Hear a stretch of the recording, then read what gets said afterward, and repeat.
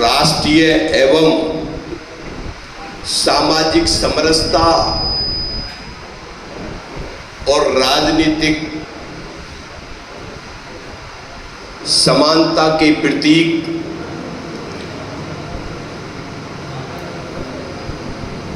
प्रमुख शिक्षाविद, प्रथम कानून मंत्री,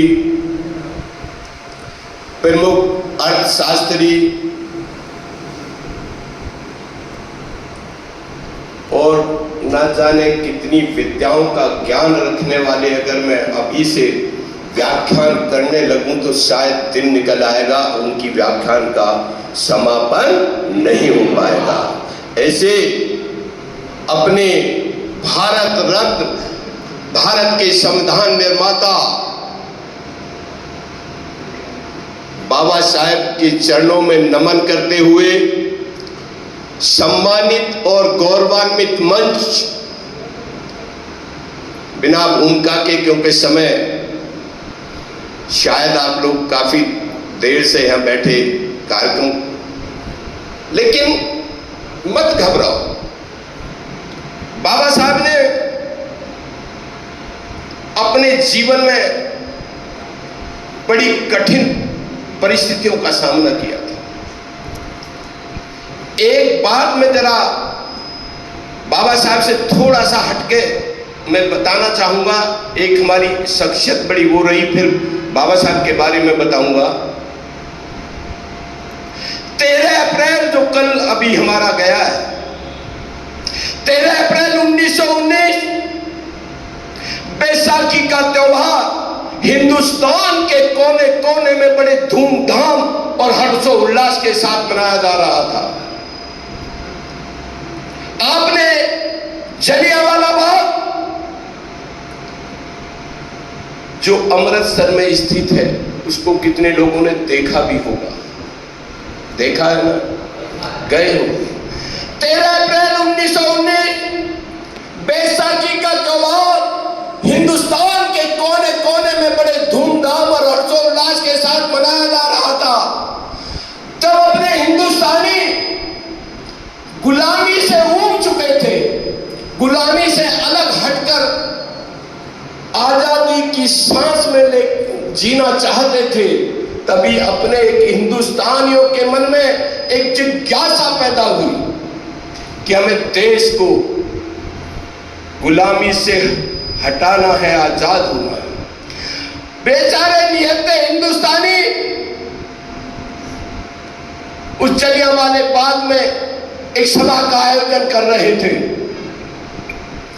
जलियांवाले बाग का रास्ता आने जाने का एक है दोस्तों। मिस्टर जनरल डायर ने उस जलियांवाले बाग को घेर लिया और चारों तरफ से अंधाधुंध हजारों बार गोलियों की बौछार करके हजारों लोगों को लहूलुहान करके हमारे मौत के घाट उतार दिए गए। इस सारी घटना को बताने के पीछे मैं अब आ रहा हूं, उस बात पे क्यों बता रहा हूं। इस घटना को एक ऊधम सिंह नामक व्यक्ति आपके समाज का इस घटना को देख रहा था। उसने कहा, हे गोरे सास को ईंट का जवाब पत्थर से दूंगा, यानी बदला लेकर रहूंगा। दोस्तों, मेरे प्यारे बच्चों, जब उन हिंदुस्तानियों पे गोलियों की बौछार हुई, हजारों लोग तो वही हमेशा हमेशा के लिए हमसे जुदा हो गए, लेकिन वहां बचने के लिए कोई स्थान नहीं है। एक कुआं था, एक कुआं है, वर्तमान में भी है वहां। जब बेचारे हिंदुस्तानी उस कुएं में जान बचाने को छिपे तो 124 लोग उसमें भी जान छिपाने के चक्कर में हमेशा के लिए जुदा हो गए। ऊधम सिंह नामक व्यक्ति जो आपका था, उसको बहुत थोड़े कम लोग जानते हुए इस घटना को देख रहा था। उसने कहा, है गोरे सास को मैं ईंट का जवाब पत्थर से दूंगा, और उसे इंग्लैंड में जाकर वहां की महिलाओं से दोस्ती कर, परिवार में दोस्ती कर, पिस्टल को भी कैसे ले गया और कहां पे मिस्टर जनरल डायर को गोलियों की बौछार करके हमेशा हमेशा के लिए मौत की घाट उतार दिया। वो भी आपका ही बच्चा था, इसलिए मैं इस घटना को बता रहा हूं। दोस्तों, 3 मंथ आपने देखा होगा, एक बात अभी चर्चा हो रही थी, मैं अभी एक कार्यक्रम में था जॉर्जिया में, बहुत अच्छा भव्य कार्यक्रम हो रहा है कि भाई संगठन को चलाने वाला व्यक्ति या संगठित करने वाला व्यक्ति कोई ना कोई उसकी आलोचना जरूर करता है। और मैं हमेशा कहता हूं कि अच्छाई बिना बुराई के प्रकट नहीं होती। आलोचना भी बहुत जरूरी है, लेकिन उसकी प्रतिशत थोड़ा कम होना चाहिए। आल पिन आपने देखी होगी, आल पिन एक छोटी सी पिन होती है, लेकिन जब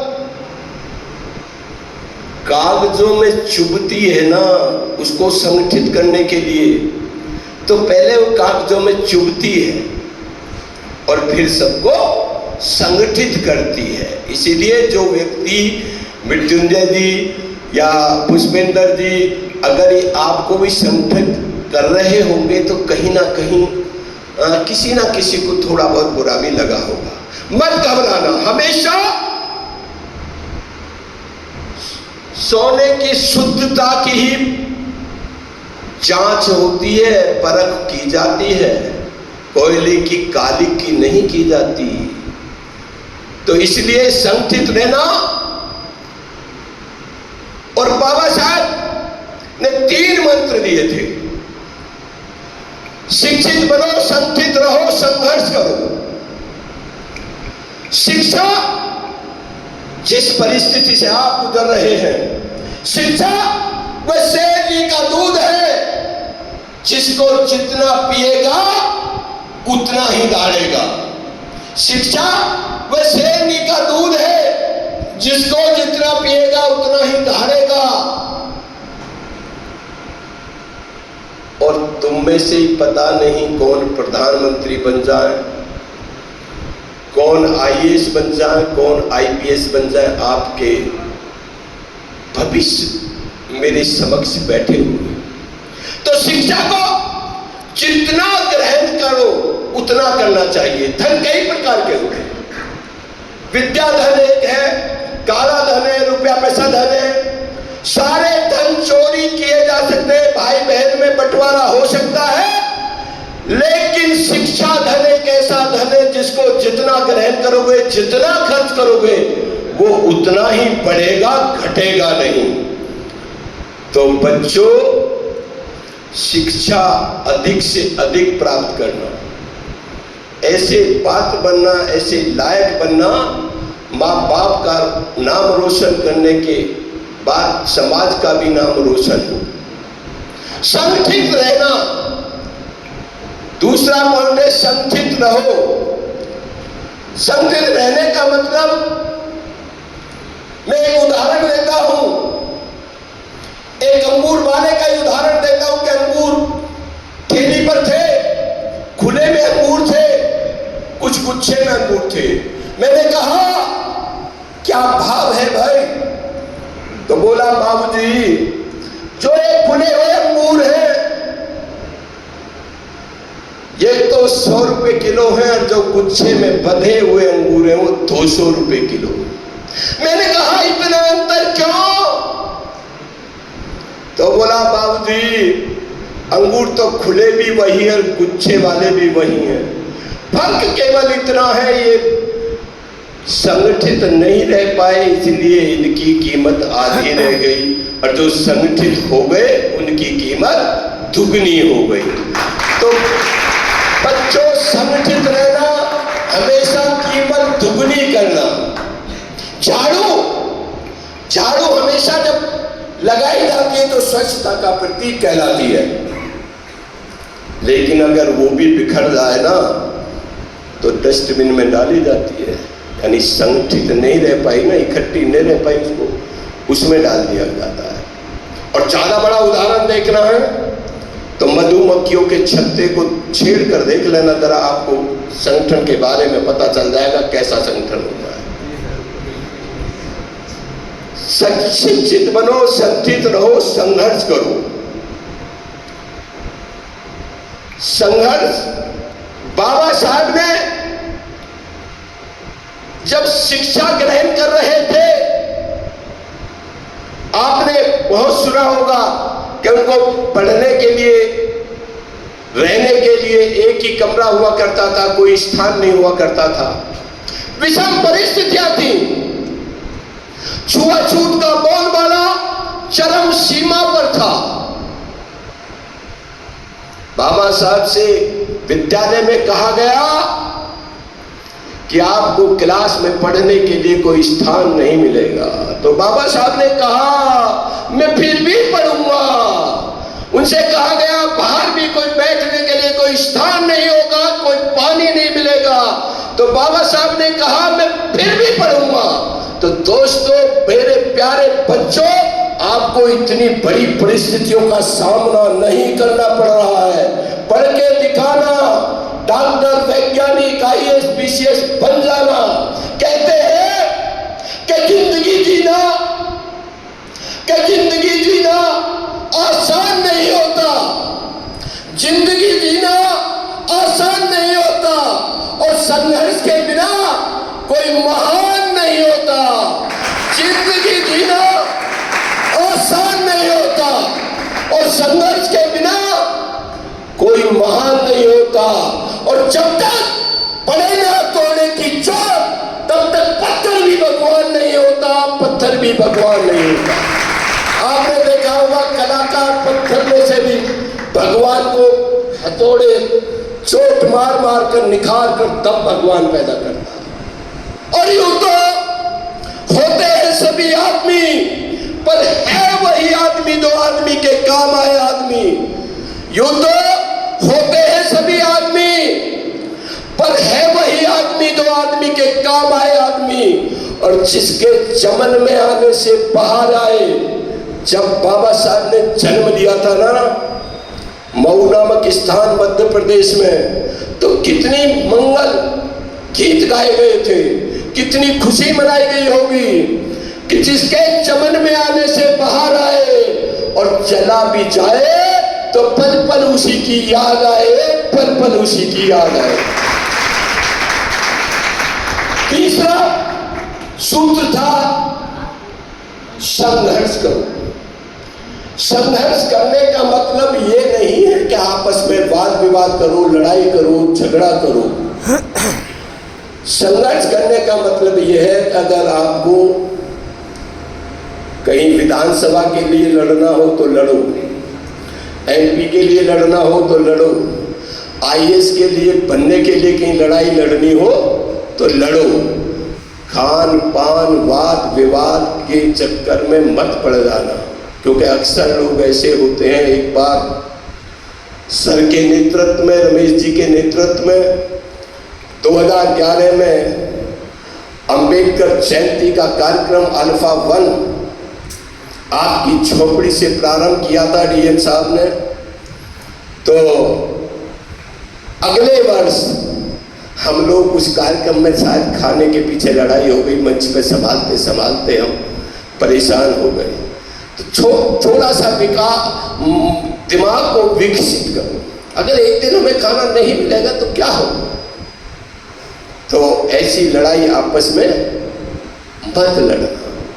एक उदाहरण और ऐसा दूंगा मैं आपको। इच्छाओं का थोड़ा सा कमी रखना चाहिए। कैसे? एक बार एक राजा के दरबार में एक क्षत्रिय को फांसी की सजा बोलती जाती है और उससे दूसरे क्षत्रिय से कहा गया कि जाइए उससे पूछिए क्या उनकी क्या खाने पीने की इच्छा है। तो क्षत्रिय ने उनसे कहा कि आप बताइए, आपका फांसी का समय आ गया है, आपकी खाने पीने की क्या इच्छा है? तो उसने कहा, मेरा अर्थ समझना, भाई फांसी लगने जा रही थी। तो उसने कहा, महाराज से कह दो कि मेरी अब कोई अंतिम इच्छा नहीं है, यही मेरी अंतिम इच्छा है। यानी मेरी अब कोई इच्छा नहीं है यही मेरी अंतिम इच्छा है। संतरी ने जाके महाराज से बताया, महाराज ने उसको तुरंत फांसी से बहाल कर दिया। करे जो आदमी मरते समय तक, क्योंकि हम लोग मरते समय तक भी तो इच्छाओं को रखते हैं ना, तो इसलिए थोड़ा इच्छाओं पे कंट्रोल, पढ़ाई पे थोड़ा ध्यान विशेष देना। और हर बार ये कार्यक्रम में, अभी मैं सुबह से मैं भी कई कार्यक्रम में आप जैसा छोटा सा स्टूडेंट में भी रहा हूँ, हॉस्टल में भी रहा हूँ, बुलंदशहर अनेक कार्यक्रमों में जाना पड़ता है। और बाबा साहब ने जितना संघर्ष किया, इनका 32 डिग्रियां, 9 भाषाओं का ज्ञान और शायद 54 डिग्रियों पर कमांड था न था, यानी 32 डिग्रियां, 9 भाषाओं का ज्ञान बाबा साहब को था। वहां अपार भंडार था, ज्ञान का तो अपार भंडार था। और एक बात छोटी सी मैंने कहीं से सीखी कि जो अन्यत्र मत ले जाना 370 धारा और 35A, बाबा साहब उसको लगाना नहीं चाहते थे, विशेष राज का दर्जा देना नहीं चाहते थे। किसी प्रेशर में, दबाव में आकर उसको संविधान में अंकित किया गया। और माननीय मोदी जी ने, पार्टी वादी में मत समझना उसको, माननीय मोदी जी ने एक झटके में उसको समाप्त करके बाबा साहब के सपने को साकार कर दिया। ऐसा नहीं है कि कोई भी सरकार काम नहीं करती, सब सरकारें कहीं ना कहीं, अलीपुर में बना दिया। अभी एक मैं रविदास विश्व महापीठ का राष्ट्रीय प्रवक्ता हूँ, सागर में मध्य प्रदेश में गया, गुजरात गया, मध्य प्रदेश में सागर में आप लोगों ने सुना होगा, ऐसा विशाल मंदिर बन रहा है 101 करोड़ रुपए की लागत से कि उसमें पढ़ने की व्यवस्था, शोध संस्थान, लाइब्रेरी, हॉस्पिटल, सारी व्यवस्था है। देश का क्या बल्कि विदेशों में उसका नाम होगा उस मंदिर का। गुरु रविदास का मंदिर, ऐसा भव्य मंदिर बनने जा रहा है। एक बार क्योंकि बाबा साहब का संघर्ष अद्भुत एवं बहुत ही कठिन परिस्थितियों में हुआ। एक बार राजा के दरबार में मैं मृत्युंजय और इनके लिए 2 लाइन बोल रहा हूं पुरुषोत्तम जी के लिए। राजा के दरबार में 11 हीरे, एक हीरा असली था, 10 हीरे नकली थे, वो डाल दिए गए और उनसे कहा कि चाहिए इस असली हीरे को जो पकड़ के दिखाएगा, राजपाट का 1/3 भाग उसको दान दे दिया जाएगा। बड़े लोगों ने बहुत दिमाग लगाया, बहुत प्रयास किया, लेकिन असली हीरे को नहीं पकड़ पाए।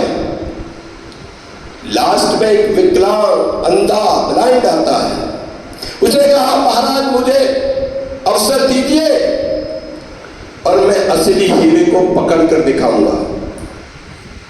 खैर उसको अवसर दिया, जल्दी कर रहा हूं थोड़ा, अवसर दिया और उसने असली हीरे को पकड़ के राजा महाराज को सौंप दिया। राजा साहब को, राजा साहब ने कहा जाओ, तुमको 1/3 भाग को दान दे दिया गया, लेकिन ये बताओ असली हीरे को पकड़ा कैसे? तो अंधे ने उत्तर दिया महाराज, नकली हीरे की तासीर गर्म होती है और असली हीरे की तासीर शीतल होती है। मृत्युंजय जी बहुत शीतल है, असली हीरा है। ये हर बार कार्यक्रम कराते हैं, हर बार करते रहते हैं। बहुत बहुत धन्यवाद आपको सभी को। 135वीं जन्म जयंती के शुभ अवसर पर आपको ढेर सारी बधाई एवं शुभकामनाएं। 134 साल चर्चा कर रहे हैं आपस में, 134 साल हो गए 135वीं वर्षगांठ की, आपको ढेर सारी बधाई। और आप इतने अच्छे कार्यक्रम में आए, बहुत देर से सुन रहे, सबको ताली बजाई, मैडम को भी, मुझे भी, आपको भी, आपको भी। लेकिन आप भी इतने, ऐसी एक शख्सियत, केवल बाबा साहब ही ऐसी शख्सियत है जिसकी देश में ही नहीं बल्कि विदेश में भी जयंती मनाई जाती है, यानी विश्व स्तर पर जयंती मनाई जाती है। ऐसी शख्सियत है, उस शख्सियत की जन्म जयंती के शुभ अवसर पर आप एकत्रित हुए। आपने भी बहुत अच्छा कार्य किया। आप अपने लिए भी जोरदार तालियां बजा लीजिए कि आपने बहुत अच्छा कार्य किया। Doctor B R Ambedkar, doctor B R Ambedkar, doctor B R Ambedkar. जब तक सूरज चांद रहेगा, जब तक सूरज चांद रहेगा। पिछली बार कार्यक्रम में जब आते थे तो बहुत जोर से बोलते थे आवाज। अब भी इतने छात्र हैं, क्या वार्डन सर ने या इन्होंने कुछ खाने में कंजूसी कर रखी है क्या? नहीं, तो बोलो जब तक सूरज चांद रहेगा, जब तक सूरज चांद रहेगा। जय भीम, जय भारत। आपका बहुत बहुत धन्यवाद, आपने बड़े धैर्य से सुना। और अभी भी मुझे पिलखुआ जाना है, मेरी देवती का भी जन्मदिन भी है और एक कार्यक्रम में और जाना, अल्फा में भी कार्यक्रम चल रहा। आपका बहुत बहुत धन्यवाद। जय भीम, जय भारत। सर का भी बहुत बहुत धन्यवाद।